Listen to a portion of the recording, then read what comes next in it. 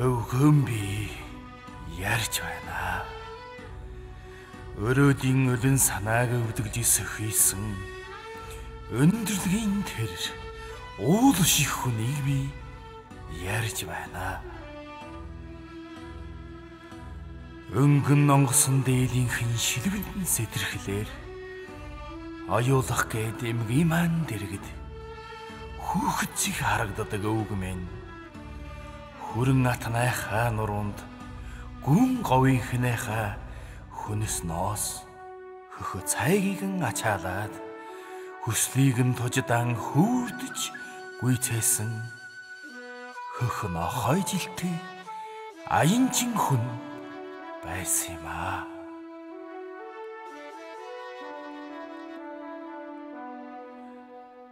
Зандан насныхаа эдэлж хоёроо өгч зүүдэл чингэрч үүдийг шоройдуулсан тэр жилийн наадмыг л ярахлаар тэнхэн сэлвэд нүдэн сэрэгдэг өвгмийн харин 66 оны зуудыг дурдахад тос даасан чарайд нь үүд өрхөж тогоо тэсүү цалигтлан сүрслээд тоож унгаадаг эрх хүнэн юмсан ханцуйдаа нууд чадаагүйгээр халуун хөшүүдийн хаа өмнөөс толгодыг мэгштэл уйсан малчин хүн байсан.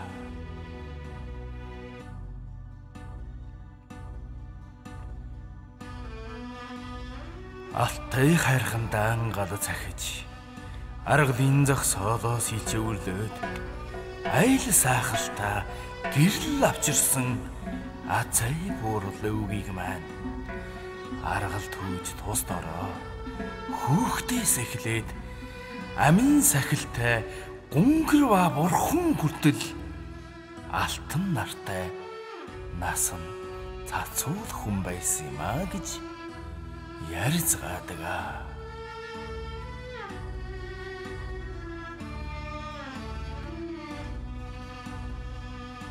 Нутгийн хинэмэн хүндэлдэг хуучин хүн номхон борнодот аймгийн маань хайртай амраг нойртой хоргодсон хүүхдийг айлгадаг сахал төвөг 8 хантай гэрийн хаан нарийн шаргамортой төрийн хончин баян харбагийн даамал баян Монголын зарц явсан өвг маань нусаан жирснийг начаар өргөж нурууга үүрснийг нь ясаар бишрүүлж нутаг усандаа нуруу болж явсаа.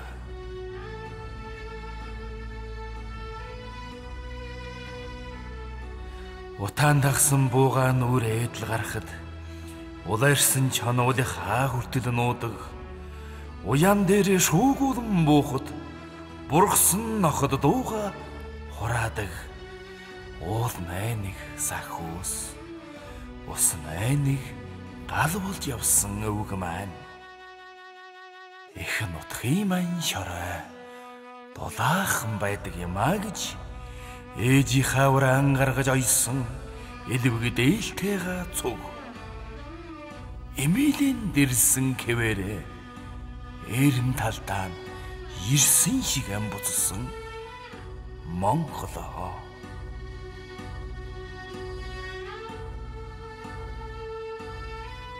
Өвгөн би ярьж байна. Өөр би хэнийг ярах вэ? Эцэг тэнгэр, газар ээж, эсвэл их орноо биш. Биш.